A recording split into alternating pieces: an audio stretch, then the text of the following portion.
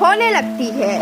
इसी तरह से हम किसी को भी टेलीपैथी के द्वारा जुड़ सकते हैं, लेकिन यह ध्यान में रखें कि हमें सिर्फ उसका ही ख्याल करना होगा और वो हमसे कॉस्मिक लेवल पर जुड़ा होना चाहिए। ये कार्य तब ज़्यादा अच्छे तरीके से होता है जब आप अभ्यास रात के 11 बजे के बाद करते हैं, क्योंकि इस वक्त वो सो चुका होगा या फिर उसकी भौतिक गतिविधि मंद पड़ चुकी होगी। आप चाहे तो भावना शक्ति से एक ही संदेश बार बार देकर उसे अपनी इलेक्ट्रिक सिग्नल भेज सकते हैं। ये आपके थॉट वाइब्रेशन के प्रिंसिपल पर कार्य करता है। तीसरा स्टेप, टेलीपैथी के तीसरे चरण में पहुंचने से पहले आपको ऊपर के दोनों चरण के मुताबिक शरीर को शिथिल कर कॉन्शियस मानसिक स्टेज पर पहुंचना होगा। यहाँ आपको पता होता है कि आपकी शक्तियाँ क्या है। अपनी शक्ति को पहचान कर उसे सही दिशा देने से आप मानसिक यात्रा का अनुभव कर सकते हैं। जब भी आप विचार संप्रेषण कर रहे होते हैं, आपकी भावना शक्ति उस विचार को ज़्यादा से ज़्यादा दूरी तक भेज सके, इसका भी ध्यान रखें।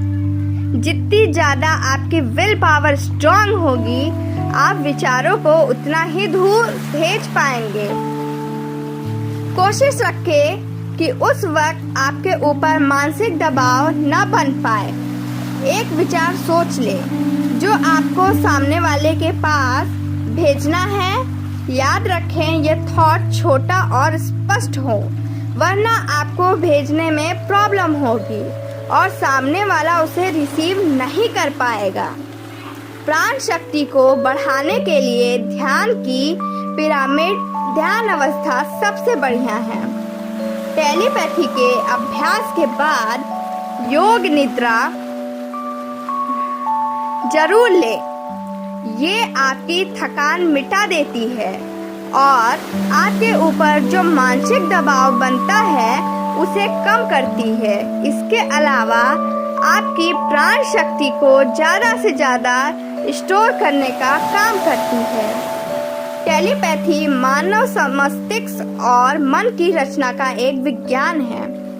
इसका अगर सही इस्तेमाल अभ्यास द्वारा किया जाए तो हम प्रकृति के कई रहस्य उजागर हो सकते हैं, क्योंकि मानव मन अनलॉक होते ही आप आम से खास और आपकी मन की शक्तियाँ असीम हो जाती हैं। जरूरत है तो बस धैर्य के साथ नियमित अभ्यास की।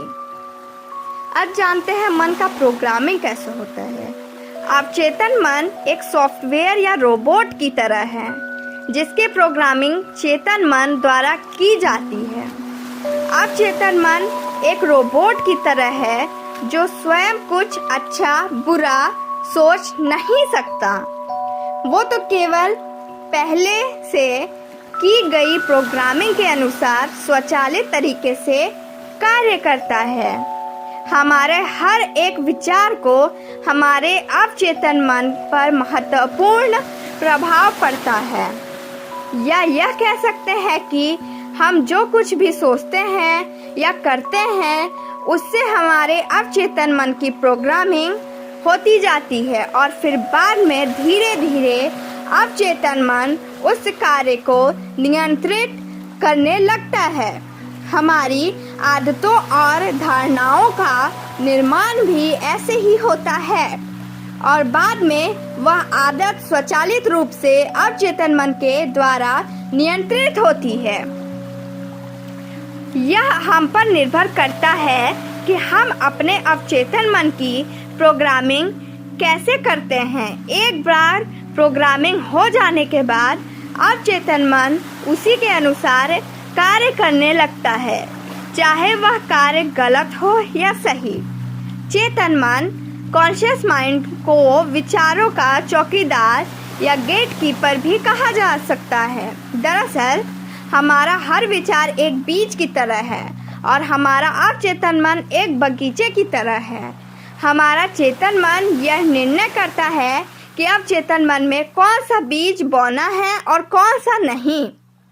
हम कभी कभी अनजाने में अपने अवचेतन मन की गलत प्रोग्रामिंग कर देते हैं। जैसे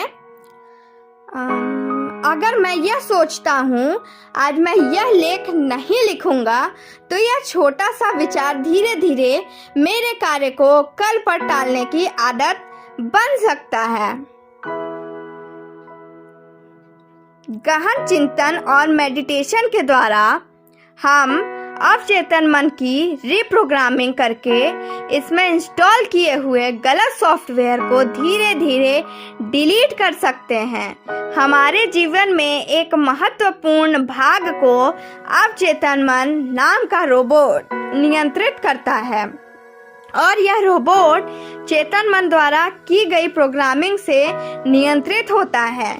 इस रोबोट की प्रोग्रामिंग विचार रूपी बीज से होती है, इसलिए सफलता इस बात पर निर्भर करती है कि हम कौन से विचार सुनते हैं और अपने अवचेतन मन में किस तरह के सॉफ्टवेयर इंस्टॉल करते हैं। Thank you.